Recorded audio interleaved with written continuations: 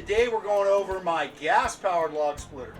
Last time I showed you this summer, I got that Harbor Freight manual log splitter for when and if I can no longer get gasoline. This is a 27-ton log splitter, 5.5 horsepower Honda engine on here, which is a great motor. You can run it horizontally like this, or if you want to stand up bigger rounds and you don't want to lift them up here and do that additional movement or labor, there's a release pin right here that allows you to tilt this up. And then now the hydraulics is going up and down, so you can literally set your round down on the bottom. I have used this before, but again, this is for big stuff primarily. You don't want to lift up on top of the machine. I just put fresh fuel in here. You don't want to have fuel sit in this all season while you're not using it. For obvious reasons, gums up the carburetor. All right, let's get this thing started.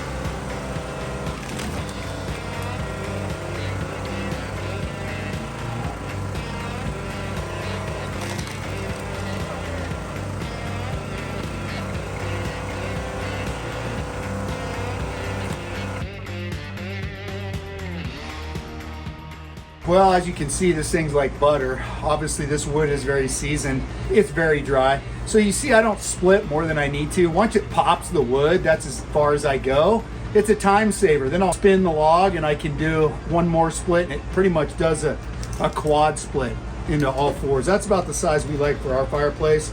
So you see it splits pretty nice. So right here, you see we've got some guides for bigger rounds so they don't roll off your plane here.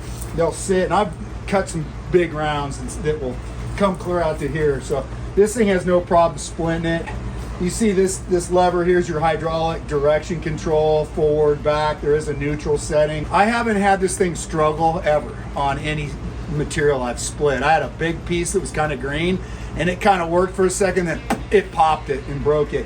So you see this wheels, it goes up and down, it goes horizontal, Honda motor.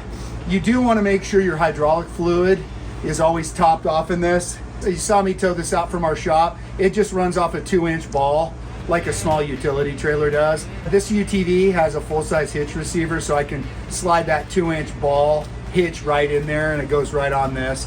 So this thing's easy to move. I can move this by hand pretty easy. I've actually drug it up from the shop by hand before in the summertime. I wouldn't want to fight the snow right now. So, and I'm going to work on this pile over the next week or so. I'm going to get all this split.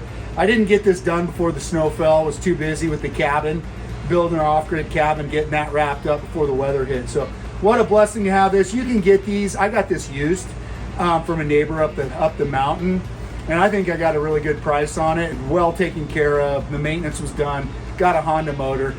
You can buy these all over, your lumber stores, Home Depot, Costco even sells them. I got this for $500, which I think was a great deal, used with the Honda motor. Never had a problem with it.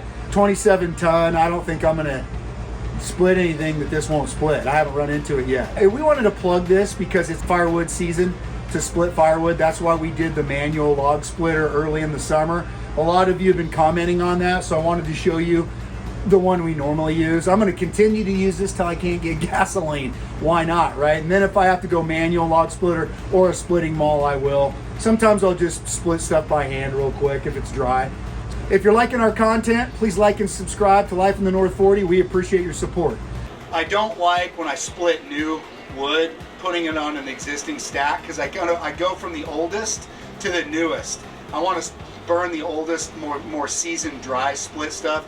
This stuff's like over a couple years old on this side. So as I fill this up, I'll just push this one closer, fill this one up. This stores what's called a face cord.